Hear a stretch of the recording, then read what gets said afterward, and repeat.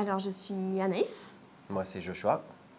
Et La Brebis Égarée, c'est une compagnie de spectacles vivants et arts visuels.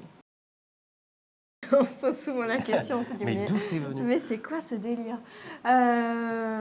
Plein de choses, en fait, ce spectacle, cette exposition, ce film, ils sont à la croisée, en fait, de plusieurs arts qui font un petit peu l'identité de notre compagnie, avec une influence autour du cinéma, de l'audiovisuel, de la musique, du cirque contemporain.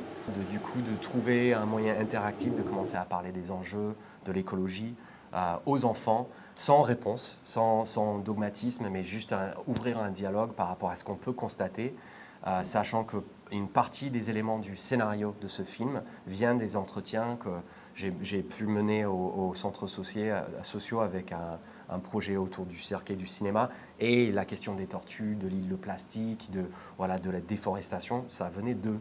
Et on a un peu écrit du coup cette histoire ensemble à partir de ces éléments qui venaient des enfants.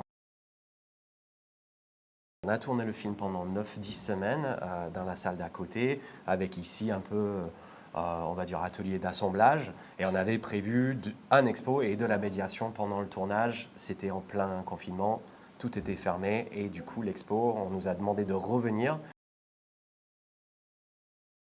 Quand les gens se fédèrent autour d'un même désir, souvent cette espèce de merveille collective qui peut émerger si tout le monde se met au service d'un projet ou d'une idée, d'un désir. Ça peut être philosophique ou artistique, là c'est artistique.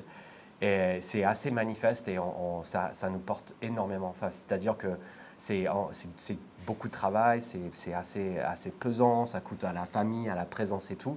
Mais quand on se retrouve dans une pièce avec une petite vingtaine de collaborateurs motivés, professionnels, avec des expériences, avec de la passion, et que d'un coup, cette passion commence à rebondir les uns contre les autres, et on se retrouve à faire un projet totalement démesuré, impossible, et y arriver dans les temps, avec le peu d'argent. Là, on se dit, ouais, en fait, c'est une manifestation du possible du collectif, quoi. Et ça nous donne confiance, en fait.